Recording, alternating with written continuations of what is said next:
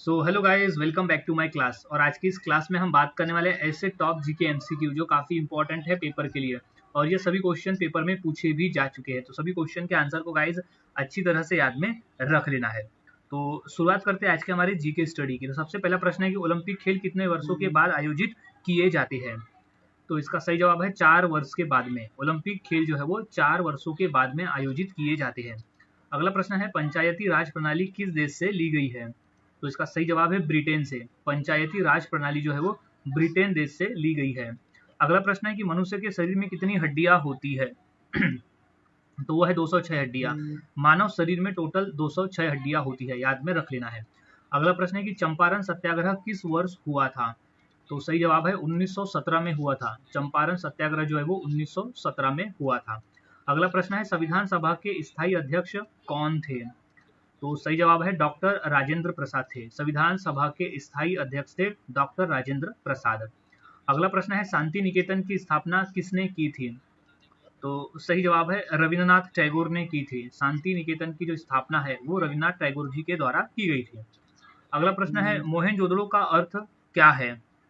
तो मोहनजोदड़ो का अर्थ होता है मृतकों का टीला। मोहनजोदड़ो का अर्थ होता है मृतकों का टीला। ये क्वेश्चन कई बार पेपर में पूछा गया है, याद में इसे अच्छी तरह से रख लेना है। अब नेक्स्ट क्वेश्चन है कि क्रिकेट का भगवान किसे कहा जाता है। तो सही जवाब है सचिन तेंदुलकर को कहा जाता है क्रिकेट का भगवान। इंपॉर्टेंट है ये।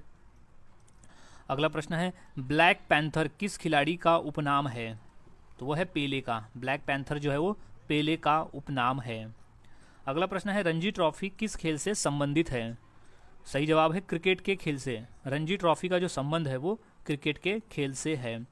अगला प्रश्न है टेनिस का विंबलडन टूर्नामेंट किस देश में खेला जाता है। तो वो देश है इंग्लैंड में। टेनिस का जो विंबलडन है वो खेला जाता है इंग्लैंड देश में। अगला प्रश्न है ध्यानचंद किस खेल के प्रसिद्ध खिलाड़ी थे। तो सही जवाब है हॉकी के। मेजर ध्यानचंद जो थे वो हॉकी के प्रसिद्ध खिलाड़ी थे। अगला प्रश्न है डेविस कप किस खेल से संबंधित है। तो इसका सही जवाब हो जाएगा टेनिस के खेल से संबंधित है। डेविस कप का जो संबंध है वो है टेनिस के खेल से। अगला प्रश्न है विराट कोहली किस खेल से संबंधित है। तो सही जवाब है क्रिकेट के खेल से। विराट कोहली का जो संबंध है वो क्रिकेट के खेल से है। विराट कोहली क्रिकेट खेल खेलते हैं। अगला प्रश्न है पीटी उषा किस खेल से संबंधित है। तो है दौड़ एथलीट से। पीटी उषा जो है वो दौड़ एथलीट से संबंधित है। सो अब नेक्स्ट क्वेश्चन है थॉमस कप। यह है थॉमस कप किस खेल से जुड़ा है। तो इसका सही जवाब है बैडमिंटन से जुड़ा है। थॉमस कप का जो संबंध है वो है बैडमिंटन के खेल से। अगला प्रश्न है हुसैन बोल्ट किस खेल के खिलाड़ी है। तो वो दौड़ एथलीट्स के खिलाड़ी है। हुसैन बोल्ट जो है वो दौड़ यानी एथलीट्स के खिलाड़ी है। अगला प्रश्न है ऑस्ट्रेलियन ओपन किस खेल की प्रतियोगिता है। तो वो टेनिस खेल की प्रतियोगिता है। ऑस्ट्रेलियन ओपन जो है वो टेनिस खेल की प्रतियोगिता है, याद में इसे रख लेना है। अब नेक्स्ट क्वेश्चन है कि मैरी कॉम किस खेल से संबंधित है। तो वो है मुक्केबाजी से। मैरी कॉम का जो संबंध है वो है मुक्केबाजी से। अगला प्रश्न है क्रिस्टियानो रोनाल्डो किस खेल से जुड़े हैं। तो वो जुड़े हैं फुटबॉल के खेल से। क्रिस्टियानो रोनाल्डो का संबंध है फुटबॉल के खेल से, याद में रख लेना है। अब नेक्स्ट क्वेश्चन है इंडियन सुपर लीग किस खेल से संबंधित है। तो वह है फुटबॉल के खेल से। इंडियन सुपर लीग का संबंध है फुटबॉल के खेल से। नेक्स्ट क्वेश्चन है साइना नेहवाल किस खेल से जुड़ी है। तो सही जवाब है बैडमिंटन से जुड़ी है साइना नेहवाल। अगला प्रश्न है किस खेल में ड्रिबलिंग शब्द प्रयोग किया जाता है। तो वह है बास्केटबॉल में। बास्केटबॉल के खेल में ड्रिबलिंग शब्द का प्रयोग किया जाता है। अगला प्रश्न है आईसीसी का मुख्यालय कहाँ है। तो वो है दुबई में। आईसीसी का जो मुख्यालय है वो दुबई में स्थित है। अगला प्रश्न है भारत की दीवार के नाम से किसे जाना जाता है। तो वो राहुल द्रविड़ को जानते हैं। भारत की दीवार के नाम से हम राहुल द्रविड़ को जानते हैं। अगला प्रश्न है कि आईपीएल का पहला सत्र कब खेला गया था। तो वो था 2008 में। आईपीएल का जो पहला सत्र है वो 2008 को खेला गया था। अगला प्रश्न है अभिनव बिंद्रा ने ओलंपिक में स्वर्ण पदक किस खेल में जीता। तो वो शूटिंग में जीता था। अभिनव बिंद्रा ने ओलंपिक में जो स्वर्ण पदक है वो शूटिंग में जीता था। अगला प्रश्न है डूरंड कप किस खेल से संबंधित है। तो सही जवाब है फुटबॉल के खेल से। डूरंड कप का जो संबंध है वो फुटबॉल के खेल से है। अगला प्रश्न है कि टेबल टेनिस में सर्विस कितने अंकों के बाद में बदलती है? तो इसका सही जवाब हो जाएगा 2 अंक के बाद में। टेबल टेनिस में जो सर्विस है वो 2 अंक के बाद में बदलती है। अगला प्रश्न है सुल्तान अजलान शाह कप किस खेल से संबंधित है? तो वो है हॉकी के खेल से। सुल्तान अजलान शाह कप का संबंध है हॉकी के खेल से। अगला प्रश्न है माइक टाइसन किस खेल से संबंधित है? तो वह है मुक्केबाजी से। माइक टाइसन का जो संबंध है वो है मुक्केबाजी से। अगला प्रश्न है विजय हजारे ट्रॉफी किस खेल से जुड़ी है? तो सही जवाब है क्रिकेट से जुड़ी है। विजय हजारे ट्रॉफी का जो संबंध है वो है क्रिकेट के खेल से। अगला प्रश्न है बल्लन डी और पुरस्कार किस खेल में दिया जाता है? तो वो फुटबॉल में दिया जाता है। बल्लन डी और पुरस्कार जो है वो फुटबॉल में दिया जाने वाला पुरस्कार है। अगला प्रश्न है फार्मूला 1 किस खेल से संबंधित है? तो वो है रेसिंग से। फार्मूला 1 का संबंध है रेसिंग से। याद में इसे रख लेना है, इम्पॉर्टेंट है। अगला प्रश्न है फ्रेंच ओपन किस खेल की प्रतियोगिता है?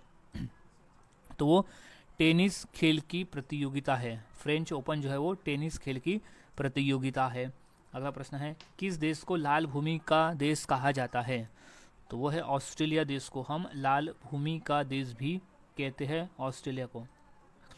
भारत में सबसे बड़ा नमक का झील कौन सा है? तो वो है सांभर झील। भारत में सबसे बड़ा नमक का झील है सांभर झील। भारत के किस राज्य में काजीरंगा नेशनल पार्क है? तो इसका सही जवाब है असम राज्य में। भारत के असम राज्य में काजीरंगा नेशनल पार्क है। अच्छी तरह से इसे याद में रख लेना है। और काजीरंगा नेशनल पार्क जो है वो एक सिंह वाले गैंडे के लिए प्रसिद्ध है। मोस्ट इम्पॉर्टेंट है ये। अब नेक्स्ट है कि पृथ्वी पर सबसे लंबी तटीय रेखा किस देश की है? तो वो है कनाडा देश की। पृथ्वी पर सबसे लंबी तटीय रेखा जो है वो कनाडा देश की है। अगला प्रश्न है किस देश में सुमात्रा और जावा द्वीप स्थित है? तो वह है इंडोनेशिया में। इंडोनेशिया देश में सुमात्रा और जावा द्वीप स्थित है। अगला प्रश्न है किस देश में माउंट फूजी स्थित है? तो वह है जापान। जापान देश में स्थित है माउंट फूजी। अगला प्रश्न है किस देश को सूर्य का देश कहा जाता है? तो इसका सही जवाब है जापान को उगते सूरज का देश कहा जाता है। इंपॉर्टेंट है, याद में रख लेना है। उगते सूरज का देश कहा जाता है जापान देश को। अगला प्रश्न है कि भारत में पहला स्वतंत्रता संग्राम कब हुआ? सो इसका सही जवाब हो जाएगा 1857 में हुआ था पहला स्वतंत्रता संग्राम। अगला प्रश्न है पहली महात्मा गांधी की सत्याग्रह कहाँ हुई थी? तो वो दक्षिण अफ्रीका में हुई थी। पहली महात्मा गांधी की सत्याग्रह हुई थी दक्षिण अफ्रीका में। अगला प्रश्न है कि मौर्य साम्राज्य का संस्थापक कौन था? तो वो था चंद्रगुप्त मौर्य। मौर्य साम्राज्य का संस्थापक था चंद्रगुप्त मौर्य। अगला प्रश्न है भारतीय राष्ट्रीय कांग्रेस की स्थापना कब हुई थी? तो वो हुई थी 1885 में हुई थी भारतीय राष्ट्रीय कांग्रेस की स्थापना। अगला प्रश्न है भारत में प्रथम रेल यात्रा कब हुई थी? तो वो हुई थी 1853 में हुई थी भारत में प्रथम रेल यात्रा। अगला प्रश्न है कि भारत का राष्ट्रीय नृत्य कौन सा है? ये इम्पोर्टेंट है। तो इसका सही जवाब हो जाएगा भरतनाट्यम। भारत का जो राष्ट्रीय नृत्य है वो है भरतनाट्यम। कथकली नृत्य किस राज्य का प्रमुख नृत्य है? तो वह है केरल राज्य का। कथकली जो है वो केरल राज्य का प्रमुख नृत्य है। अगला प्रश्न है कुचिपुड़ी नृत्य किस राज्य का है? तो वो है आंध्र प्रदेश का। कुचिपुड़ी जो है वो आंध्र प्रदेश राज्य का नृत्य है। याद में इसे रख लेना है। नेक्स्ट क्वेश्चन है भारतीय नृत्य में नाट्यशास्त्र किसने लिखा था? तो सही जवाब है भरत ने लिखा था। भारतीय नृत्य में नाट्यशास्त्र जो है वो भरत ने लिखा था। अगला प्रश्न है उड़ीसी नृत्य किस देवता के लिए प्रसिद्ध है? तो सही जवाब है भगवान शिव के लिए प्रसिद्ध है। याद में रखना उड़ीसी नृत्य जो है वो भगवान शिव के लिए प्रसिद्ध है।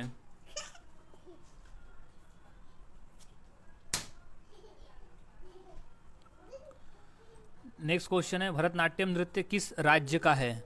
तो इसका सही जवाब है तमिलनाडु राज्य का है। भरतनाट्यम नृत्य जो है वो तमिलनाडु राज्य का है। याद में से रख लेना है। नेक्स्ट क्वेश्चन है दाल मखनी किस राज्य की प्रसिद्ध डिश है? तो इसका सही जवाब हो जाएगा पंजाब राज्य की। दाल मखनी जो है वो पंजाब राज्य की प्रसिद्ध डिश है। इंपॉर्टेंट है, इसे याद में रख लेना है। अब नेक्स्ट क्वेश्चन है कि इडली किस राज्य की पारंपरिक डिश है? तो इसका सही जवाब है तमिलनाडु की। इडली जो है वो तमिलनाडु राज्य की पारंपरिक डिश है। अगला प्रश्न है पाव भाजी किस राज्य की प्रसिद्ध डिश है? तो वो है महाराष्ट्र राज्य की। पाव भाजी जो है वो महाराष्ट्र राज्य की प्रसिद्ध डिश है। अगला प्रश्न है ढोकला किस राज्य की पारंपरिक डिश है? तो वो है गुजरात राज्य की। ढोकला जो है वो गुजरात राज्य की पारंपरिक डिश है। अगला प्रश्न है लिट्टी चोखा किस राज्य की लोकप्रिय डिश है? तो वो है बिहार राज्य की। इंपॉर्टेंट है ये, लिट्टी चोखा जो है वो बिहार राज्य की लोकप्रिय डिश है। अगला प्रश्न है गोदान पुस्तक के लेखक कौन है? तो इसका सही जवाब हो जाएगा मुंशी प्रेमचंद है। गोदान पुस्तक के जो लेखक है वो है मुंशी प्रेमचंद। इंपॉर्टेंट है, याद में रख लेना है। अब नेक्स्ट क्वेश्चन है कि गुलाम किताब किसने लिखी है? तो सही जवाब है मुंशी प्रेमचंद जी द्वारा लिखी गई पुस्तक है गुलाम। अगला प्रश्न है गीतांजलि के लेखक कौन है? तो वो है रविंद्रनाथ टैगोर। गीतांजलि के लेखक है रविंद्रनाथ टैगोर। अगला प्रश्न है मधुशाला पुस्तक के लेखक कौन है? तो वो है हरिवंश राय बच्चन। मधुशाला पुस्तक के लेखक है हरिवंश राय बच्चन। अगला प्रश्न है कर्मभूमि किस लेखक की प्रसिद्ध कृति है? तो वो है मुंशी प्रेमचंद जी की। कर्मभूमि जो है वो मुंशी प्रेमचंद जी की प्रसिद्ध कृति है। अगला प्रश्न है राग दरबारी किस भाषा में लिखी गई थी? तो वो है हिंदी भाषा में लिखी गई थी। राग दरबारी जो है वो हिंदी भाषा में लिखी गई थी। नेक्स्ट है नवभारत के लेखक कौन है? तो इसका सही जवाब है मैथिली शरण गुप्त। नवभारत के लेखक है मैथिली शरण गुप्त। माया पुस्तक के लेखक कौन है? तो इसका सही जवाब है रविंद्रनाथ टैगोर। माया पुस्तक के लेखक है रविंद्रनाथ टैगोर। अगला प्रश्न है नीलकमल किस लेखक की कहानी है? तो वो कहानी है धर्मवीर भारती की। नीलकमल जो है वो धर्मवीर भारती की कहानी है। अगला प्रश्न है अंधा युग नाटक के लेखक कौन है? तो वह है धर्मवीर भारती। अंधा युग नाटक के लेखक है धर्मवीर भारती। अगला प्रश्न है मधुरिमा किस लेखक की कविता संग्रह है? तो वह है सुमित्रा नंदन पंत की। मधुरिमा जो है वो सुमित्रा नंदन पंत की कविता संग्रह है। अगला प्रश्न है राग दरबारी किस प्रकार की कृति है? तो वह है उपन्यास। राग दरबारी जो है एक उपन्यास है। अगला प्रश्न नीलकमल किस लेखक की कहानी है? तो इसका सही जवाब है धर्मवीर भारती की कहानी है। नीलकमल जो है वो धर्मवीर भारती की कहानी है। अगला प्रश्न है ईद का त्यौहार किस धर्म से संबंधित है? तो वो है मुस्लिम धर्म से। ईद का जो त्यौहार है वो मुस्लिम धर्म से संबंधित त्यौहार है। अगला प्रश्न है विजयादशमी का त्यौहार किस देवी से संबंधित है? तो वह है देवी दुर्गा से। विजयादशमी का जो त्यौहार है वो देवी दुर्गा से संबंधित है। अगला प्रश्न है बैसाखी का त्यौहार किस राज्य में विशेष रूप से मनाया जाता है? तो इसका सही जवाब हो जाएगा पंजाब। पंजाब राज्य में विशेष रूप से बैसाखी का त्यौहार मनाया जाता है। अगला प्रश्न है विजयादशमी का त्यौहार किस देवी से संबंधित है? तो इसका सही जवाब है देवी दुर्गा से। याद रखना है कि विजयादशमी का जो त्यौहार है वो देवी दुर्गा से संबंधित है। अगला प्रश्न है रमजान का त्यौहार किस धर्म में मनाया जाता है? तो वो है मुस्लिम धर्म में। रमज़ान का जो त्यौहार है वो मुस्लिम धर्म में मनाया जाने वाला त्यौहार है। अगला प्रश्न है महाशिवरात्रि किस देवता को समर्पित है? तो वो है भगवान शिव को। याद रखना है महाशिवरात्रि जो है वो भगवान शिव को समर्पित है। इम्पॉर्टेंट प्रश्न है, अच्छी तरह से इसे याद में रख लेना है। भगवान शिव, महाशिवरात्रि। अगला प्रश्न है लोहरी का त्यौहार किस राज्य में मुख्य रूप से मनाया जाता है? तो वो है पंजाब राज्य में। लोहरी का जो त्यौहार है वो पंजाब राज्य में मुख्य रूप से मनाया जाने वाला त्यौहार है। अगला प्रश्न है छठ पूजा किस देवता की आराधना के लिए होती है? तो वो सूर्य देव की आराधना के लिए होती है। छठ पूजा जो है वो सूर्य देव की आराधना के लिए होती है। अगला प्रश्न है क्रिसमस का त्यौहार कब मनाया जाता है? तो इसका सही जवाब हो जाएगा 25 दिसंबर को। इम्पॉर्टेंट है ये, याद में रख ले, 25 दिसंबर क्रिसमस का त्यौहार। अगला प्रश्न है रक्षाबंधन किस माह में मनाया जाता है? तो सही जवाब है श्रावण के महीने में मनाया जाता है रक्षाबंधन का त्यौहार। याद में रख ले। नेक्स्ट क्वेश्चन है दिवाली में किस वस्तु को जलाना शुभ माना जाता है? तो इसका सही जवाब है दिया जलाना। दिवाली में दिया जलाना शुभ माना जाता है। अगला प्रश्न है हनुमान जयंती किस माह में आती है? तो चैत्र के महीने में आती है। हनुमान जयंती जो है वो चैत्र महीने में मनाया जाता है। अगला प्रश्न है रामनवमी किस महीने में आती है?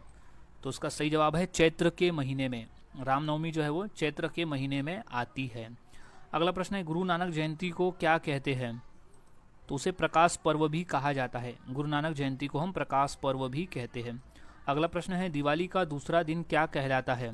तो वो नरक चतुर्दशी कहलाता है। दिवाली का जो दूसरा दिन है वो नरक चतुर्दशी कहलाता है। इंपॉर्टेंट है, अच्छी तरह से इसे याद में रख लेना है। नेक्स्ट क्वेश्चन है कि नवरात्रि में किस देवी की पूजा विशेष रूप से की जाती है? तो सही जवाब है देवी दुर्गा की। नवरात्रि में देवी दुर्गा की जो पूजा है वो विशेष रूप से की जाती है। अगला प्रश्न है दीपावली किस धर्म का प्रमुख त्यौहार है? तो इसका सही जवाब है हिंदू धर्म का। दीपावली जो है वो हिंदू धर्म का प्रमुख त्यौहार है। अगला प्रश्न ईद अल अजहा को और क्या कहा जाता है? तो उसे बकरी ईद कहते हैं। ईद अल अजहा को बकरी ईद कहा जाता है। अगला प्रश्न है जन्माष्टमी किस देवता का जन्मदिन है? तो वो भगवान कृष्ण का जन्मदिन है। जन्माष्टमी जो है वो भगवान कृष्ण का जन्मदिन है। अगला प्रश्न है दही हांडी किस देवता से संबंधित है? तो वो कृष्ण से संबंधित है। याद में रख लेना है कृष्ण। कृष्ण देवता से संबंधित है दही हांडी का। अगला प्रश्न है लोहड़ी किस राज्य में धूमधाम से मनाई जाती है? तो वो पंजाब राज्य में। लोहड़ी का जो त्यौहार है वो पंजाब राज्य में धूमधाम से मनाया जाता है। अगला प्रश्न है पोंगल किस राज्य का प्रमुख त्यौहार है? तो वो तमिलनाडु राज्य का प्रमुख त्यौहार है पोंगल। इंपॉर्टेंट है, याद में रख ले। नेक्स्ट है करवा चौथ में महिलाएं क्या करती है? तो वो उपवास रखती है। करवा चौथ में महिलाएं जो है वो उपवास रखती है। अगला प्रश्न नवरात्रि में कौन सा नृत्य प्रसिद्ध है? तो वो है गरबा और डांडिया। नवरात्रि में गरबा और डांडिया जो है वो प्रसिद्ध है, याद में रख लेना है। नेक्स्ट है छठ पूजा किस राज्य में प्रमुख रूप से मनाई जाती है? बिहार में। छठ पूजा जो है वो बिहार राज्य में मनाई जाती है। क्रिसमस पर लोग किसे याद करते हैं? तो वो यीशु मसीहा को याद करते हैं। क्रिसमस पर लोग यीशु मसीहा को याद रखते हैं। नेक्स्ट है गोल्डन टेम्पल कहाँ स्थित है? तो वो स्थित है अमृतसर में। गोल्डन टेम्पल यानी स्वर्ण मंदिर जो स्थित है वो है अमृतसर में। अगला प्रश्न है बल का एसआई मात्रक क्या है? तो वो है न्यूटन में। बल का जो एसआई मात्रक होता है वो होता है न्यूटन में। अगला प्रश्न है विद्युत धारा की इकाई क्या है? तो इसका सही जवाब हो जाएगा एम्पियर में। विद्युत धारा की जो एसआई इकाई होती है वो होती है एम्पियर में। इंपॉर्टेंट है, याद में रख ले। नेक्स्ट पेट में पाचन हेतु कौन सा अम्ल पाया जाता है? तो वो है हाइड्रोक्लोरिक अम्ल। पेट में पाचन हेतु पाया जाने वाला अम्ल है हाइड्रोक्लोरिक अम्ल। अगला प्रश्न है रक्त का लाल रंग किस कारण होता है? तो वो होता है हीमोग्लोबिन की वजह से। रक्त का जो लाल रंग है उसकी वजह है हीमोग्लोबिन। अगला प्रश्न है सबसे हल्की धातु कौन सी है? तो वो होती है लिथियम धातु। सबसे हल्की धातु होती है लिथियम धातु। अगला प्रश्न है बारूद में कौन सा रासायनिक पदार्थ पाया जाता है? तो वो है पोटेशियम नाइट्रेट। बारूद में पोटेशियम नाइट्रेट रासायनिक पदार्थ पाया जाता है। मानव शरीर में सबसे बड़ी ग्रंथि कौन सी है? तो वह है यकृत यानी लीवर ग्रंथि। मानव शरीर की सबसे बड़ी ग्रंथि होती है लीवर ग्रंथि। अगला प्रश्न है मलेरिया रोग किससे फैलता है? तो वो है एनाफिलीज मच्छर से। मलेरिया रोग जो है वो एनाफिलीज नामक मच्छर से फैलता है। मानव शरीर में सबसे लंबी हड्डी कौन सी है?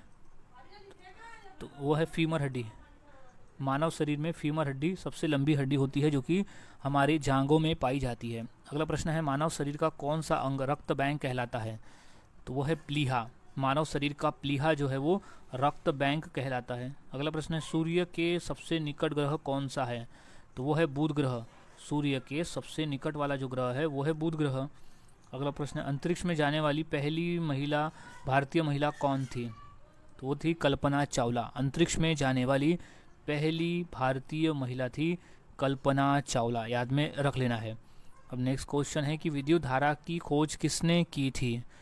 तो इसका सही जवाब है माइकल फैराडे ने की थी। इम्पॉर्टेंट है, याद में रख लेना है। माइकल फैराडे ने की थी विद्युत धारा की खोज। अगला प्रश्न है रेडियम की खोज किसने की थी? सही जवाब है मैरी क्यूरी ने की थी रेडियम की खोज, मैरी क्यूरी। अगला प्रश्न एमआरआई तकनीक में कौन सी तरंगे प्रयोग होती है? तो तरंग है रेडियो तरंगे। एमआरआई तकनीक में रेडियो तरंगे प्रयोग में आती है। अगला प्रश्न बैरोमीटर किससे मापने के लिए प्रयोग होता है? तो वो वायु दाब को मापने के लिए प्रयोग होता है। बैरोमीटर का जो प्रयोग है वो वायुदाब को मापने के लिए होता है। नेक्स्ट है कि पहला कृत्रिम उपग्रह कौन सा था? तो इसका सही जवाब है स्पुतनिक 1। पहला कृत्रिम उपग्रह था स्पुतनिक 1। अगला प्रश्न है रेडियो तरंगों की खोज किसने की थी? तो इसका सही जवाब हो जाएगा मार्कोनी ने। रेडियो तरंगों की खोज किसने की थी? तो वो मार्कोनी ने की थी रेडियो तरंगों की खोज। अब नेक्स्ट है कि विटामिन सी की कमी से कौन सा रोग होता है? तो वो है स्कर्वी नामक रोग। विटामिन सी की कमी की वजह से होने वाला रोग है स्कर्वी रोग। अगला प्रश्न, गर्भावस्था जांच में कौन सा हार्मोन पाया जाता है? तो इसका सही जवाब है HCG। गर्भावस्था की जांच में HCG नामक हार्मोन पाया जाता है। अगला प्रश्न है हड्डियों को मजबूत करने वाला खनिज कौन सा है? तो वो है कैल्शियम। कैल्शियम जो है वो हड्डियों के लिए बेहद ज़रूरी होता है और कैल्शियम से ही हड्डियों का विकास होता है और उसको मजबूती मिलती है। अगला प्रश्न है रक्त में हीमोग्लोबिन की कमी से कौन सा रोग होता है? तो एनीमिया रोग होता है। रक्त में हीमोग्लोबिन की कमी की वजह से एनीमिया नामक रोग हो सकता है। नेक्स्ट है कि मूत्र में पीला रंग किसके कारण होता है? तो कारण है यूरिक्रोम। मूत्र में पीला रंग जो है वो यूरिक्रोम की वजह से होता है। नेक्स्ट है लाल रक्त कणिका का जीवन काल कितना होता है? तो इसका सही जवाब है 120 दिन का होता है। लाल रक्त कणिका का जीवन काल जो है वो 120 दिनों का होता है। नेक्स्ट है सामान्य मानव शरीर का तापमान कितना होता है? तो वो है 98.6 डिग्री फ़ारेनहाइट। 98.6 डिग्री फ़ारेनहाइट होता है। नेक्स्ट, रक्त समूह की खोज किसने की थी? तो वो है कार्ल लैंडस्टीनर ने की थी रक्त समूह की खोज, कार्ल लैंडस्टीनर ने। अगला प्रश्न है कौन सा विटामिन सनसाइन विटामिन कहलाता है? विटामिन डी को हम सनसाइन विटामिन कहते हैं, याद में रख लेना है। नेक्स्ट है कौन सा अंग शरीर को विषैले पदार्थों से मुक्त करता है? तो वो यकृत यानी लीवर। लीवर जो अंग है वो विषैले पदार्थों को मुक्त करने का काम करता है। अगला प्रश्न है मानव शरीर में इंसुलिन की कमी से कौन सा रोग होता है? तो वो होता है डायबिटीज़ नामक रोग। मानव शरीर में इंसुलिन की कमी से डायबिटीज़ नामक रोग होता है, याद में इसे रख ले, इंपॉर्टेंट है ये। नेक्स्ट क्वेश्चन है कंप्यूटर का दिमाग किसे कहते हैं? तो इसका सही जवाब है CPU को कहा जाता है। कंप्यूटर का दिमाग कहा जाता है CPU को। अगला प्रश्न है ALU का पूरा नाम क्या है?